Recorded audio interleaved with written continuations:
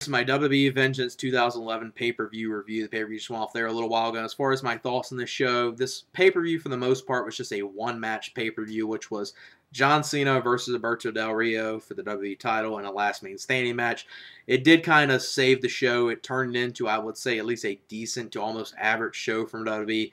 Wasn't expecting anything good or great from here, but this main event really exceeded my expectations. I thought going into it, Alberto Del Rio and John Cena last man standing was going to be pretty good, and they were going to have a good match with each other. But they actually had a great last man standing match. This was one of the matches on this pay-per-view I would definitely recommend people to go out their way to see. As far as the pay-per-view as a whole, I couldn't really say that, but as far as the main event, I would definitely say you need to see the main event. Now, some of the undercard wasn't too bad for this pay-per-view. It wasn't like it was an atrocious undercard. It just seemed like a few of the matches could have been a little better, especially two matches I was looking forward to a lot. Neither one was a terrible match, but I was expecting a whole lot more from them, which was one in particular I really thought going into this show could have been a great match. Now, I thought, going into the show, Alberto Del Rio and John Cena, it's probably going to be the best match on this pay-per-view, but one match in particular I thought that could have possibly been a show stealer was Randy Orton versus Cody Rhodes. Unfortunately, that did not happen. We just got a pretty decent match from them too. Tonight it just did not seem they were really clicking well within the ring with each other. Wasn't a terrible match. It was just one of those matches I was expecting a whole lot more, and it either seemed like they weren't clicking well or they were either holding back a lot tonight. Because I was expecting a whole lot more from that. And one other match in particular I thought could have been a little better was the tag team title match, which kind of like Cody Rhodes and Randy Orton.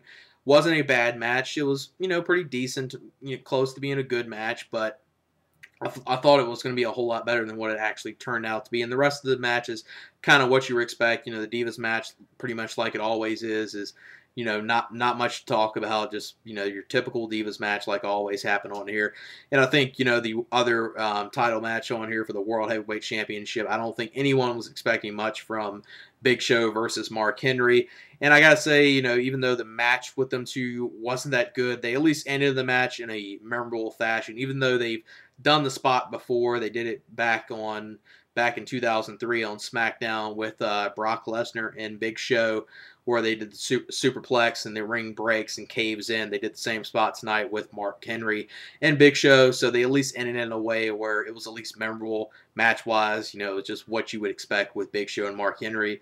If you're, Mark Henry and Big Show fan, kind of like two giants taking on each other, you might somewhat have enjoyed the match, but it was just, what I expected. Not that good of a match from the two. They probably at least ended in a way where people will be talking. It was memorable, and that part right there kind of added to the main event in some ways, with Alberto Del Rio and John Cena going out there and pretty much taking on each other in a broken ring. Even though it was the last man standing match, they went all over the arena. It was just pretty interesting to see them do that, and it was kind of cool to see. Now let me get into my review. The first matchup was for the tag team titles. This was Jack Swagger and Dolph Ziggler versus Air Boom, Evan Bourne, and Kofi Kingston. Wasn't a bad match. I was just expecting a little more from these two teams.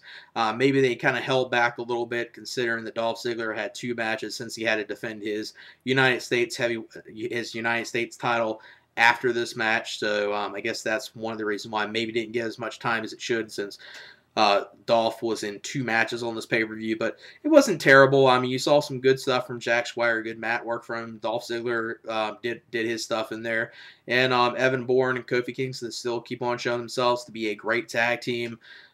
Really like them as a tag team, and it's one of those times where two mid-carders that WWE wasn't really using, they actually put them two together as a tag team, and it's been working out pretty well with them too. Evan Bourne and Kofi Kingston do some good stuff in here. The match ends with Evan Bourne hitting the shooting star onto Dolph Ziggler for Evan Bourne and Kofi Kingston, Air Boom, to retain the Tag Team Championships. So I would say about a 2.5 star, maybe 2 3/4 star match. Wasn't a bad match that I was expecting maybe a little more from it. But like I said, with the next match, Dolph Ziggler defending his United States title, it's probably why maybe they kind of held back a little bit, or he held back, and it didn't get as much time as what it should have if they weren't doing two title matches with Dolph Ziggler on this pay-per-view. He takes on Zack Ryder for the United States title. Zack Ryder's really over with the crowd, so it's understandable WWE uses him. I'm one of those people that really does not get why Dolph Ziggler is so over. I mean, I get it. He does his internet video series online and on YouTube, but I just do not get the appeal of Zack Ryder. I mean, sure, he's charismatic and he kind of has a pretty good character, but for the most part, it's just when he gets in the ring, he's not that good. But he's one of those guys that he's so over with the crowd, and the crowd really loves him. So WWE should start using him. I mean, it's one of those times where even though I'm not the hugest Zack Ryder fan, and I really do not see what's so appealing about him, if I was WWE, I would be pushing him pretty strong because of the way the fans react to him. He's definitely over. I guess, they didn't want to give him the United States title here right now. I'm glad that Dolph Ziggler retained, but, even it would have been maybe something good for Zack Ryder to win it since he's very over with the crowd, and I think the crowd would have really popped loud if he would have won the title because he's one of those guys that for some reason or another is one of the most over guys in your company. I mean, he gets pretty much the pop you would expect, Triple H and Cena to get, or close to the type of pops that they actually do get. Pretty decent stuff with, Dolph Ziggler and Zack Ryder. Dolph Ziggler, worked pretty good with him. Ziggler, like I said, he's very charismatic, but inside the ring, he's not really too impressive, at least in my opinion.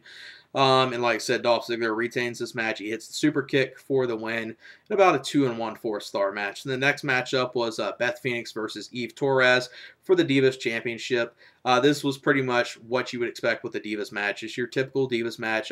The only positive is Kelly wasn't in a Divas match, and at least it was someone different. Not that Eve Torres is much better than Kelly. Thankfully, Beth Phoenix does retain the Divas Championship. She hit the Glam Slam for the victory in about a 1-star match. It's your typical WWE Divas title match. The next matchup was Christian versus Sheamus. Not a bad match from these two. It's just the same type of match we've been seeing with them either on SmackDown or on pay-per-views recently, where it's just a decent match, but nothing too special. And we've seen it so many times. It's just the same repetitive match they have with each other. And Sheamus wins this match after hitting the bro kick to Christian to pick up the victory in about a 2-star match, maybe even 2 1/4-star match. It wasn't a terrible match. It's the same repetitive match we've been seeing with Christian and Sheamus. I mean, they have a feud and they've been building it up, so at least makes sense why these two have been taking on each other on pay-per-view, because it is a developed feud that they've been doing ever since Christian has gotten out of the title picture. They've been doing this feud with Christian and Sheamus, so at least makes sense, but it's just the same repetitive match we've been seeing. Then the next matchup was R-Truth and The Miz versus CM Punk and Triple H. This match had a pretty good build up to it. Match-wise, I thought it was pretty, a good match. Nothing great, though. The Miz and R-Truth worked very well with each other. CM Punk did some good stuff in here, and Triple H as well. The end of the match comes when you see Kevin Nash come out of the crowd. He attacks Triple H. He's attacking him. Then inside the ring, The Miz and R-Truth gang up on CM Punk, hit their finishers on him, and CM Punk takes the fall after The Miz pins him. I would say about 2 3/4, maybe 3-star match. It was a good for what it was, I would say. Then the next matchup was one match I was really expecting a lot for going into this pay-per-view. Unfortunately, it didn't live up to my expectations. This was Randy Orton versus Cody Rhodes. Wasn't a bad match with these two. I was just expecting a little more, and it just seemed like on this pay-per-view, especially since they've been doing some pretty good stuff on television with each other, they just didn't seem like they were clicking that good tonight, or maybe they were just holding it back or something, but it just didn't seem like they were out there, performing their fullest ability, or some reason or not, they just didn't click or mesh well in the ring with each other tonight. And considering they looked pretty good on TV with each other, that's a little surprising. It wasn't a bad match. Just like I said, I was expecting a whole lot more from it. I thought this was going to be, one of the best matches of the pay-per-view. I thought, going into the pay-per-view, the last man standing match probably was going to be the best match of the pay-per-view, which it turned out to be, and turned out to be a great match. I was expecting that to just be good, but that turned out to be a great match. This was a bit disappointing. I was expecting a whole lot more from it. The end of the match comes when one of the baggers that come to the ring with Cody Rhodes got up on the ring apron, pretty much was trying to distract Randy Orton. Randy Orton throws Cody Rhodes into the bagger, and then Randy Orton hits the RKO for the victory, which some people are probably going to say that Cody Rhodes should have probably picked up the victory in this match, but I guess it kind of makes sense. Recently Cody Rhodes did defeat Randy Orton on Monday Night Raw, so this is kind of Randy Orton's revenge on a pay-per-view defeating him. So it's probably not going to be the last time we see these two against each other. So it doesn't really hurt Cody Rhodes too much, but it would have really propelled him even more if he would have actually won the match here. And the match I would probably give, 2.5 stars. It wasn't a bad match. I was just expecting a whole lot more from it. Then the next matchup, this was the world title match with world heavyweight title match with Big Show versus Mark Henry. It was the match you would expect to see with Big Show and Mark Henry. Two big guys taking on each other. Some good in-ring psychology. They were working. Mark Henry was working Big Show's leg in this match and stuff like that, and just colliding with each other. And if you're into two big giants taking on each other, if you're into those type of wrestling matches, you might enjoy it a little more than what I did. But the match at least ended in a way where it was at least memorable. It ends in a no contest after they do pretty much the same spot that back in 2003 on SmackDown with Brock Lesnar and Big Show they did, where they did a superplex, the ring caves in, the ring breaks, and that's the way it ends with both of them getting stretchered out. So that was the end of the match. No one wins, and since Mark Henry is champion, obviously with the no contest, Mark Henry retains the championship. So with the ending right there, it's kind of like one of those matches. I know some people probably would give an NA and no rating to, since the way the match ends, but I guess since it did kind of go on and it didn't last too long, but it wasn't like one of those matches that only last like 2-3 minutes. It did have some time to it, so I probably would give it a rating, but I'll probably give it like 1, 3, 4 stars, 2-star match, because it was what you expected. It wasn't anything that bad, and the ending probably at least made it into something where it at least ended in a memorable way, and people will at least be talking about that, especially since the main event John Cena and Alberto Del Rio wrestled in a broken ring, even though it was last man standing match and they battled all over the ring. It was just pretty interesting to see them, do a match inside of a broken ring. The ring's broken and everything. I think it kind of actually added to the Alberto Del Rio and John Cena match. I think that part right there, if they would have just been in a regular ring and didn't have it like that, it would still been a great match with them too. But I think they just kind of added it to it a little bit by doing that. And then you see John Laurinaitis come out there and Teddy Long, and John Laurinaitis says the main event's still going to go on even with this ring in this condition. The main event with Alberto Del Rio and John Cena is still going to go on, the last man standing match for the WWE title. And then the next match was the main event, which was for the WWE title. John Cena and Alberto Del Rio, last man standing match. This was a great match. Definitely. This was one of those pay-per-views that was kind of a one-match pay-per-view, but this one match was really good, and I would definitely recommend everyone to go out their way to see this main event. I wouldn't necessarily say everyone go out your way to order the pay-per-view, because even though the match was really good, I don't know if it's really worth ordering and going out your way to see the whole entire pay-per-view. But definitely a great match with Alberto Del Rio. A lot of good stuff in here. They definitely played off with the ring and stuff within this match, with the ropes and the broken ring aprons and everything. Not the ring aprons, but the ropes and everything. They played off pretty good with that.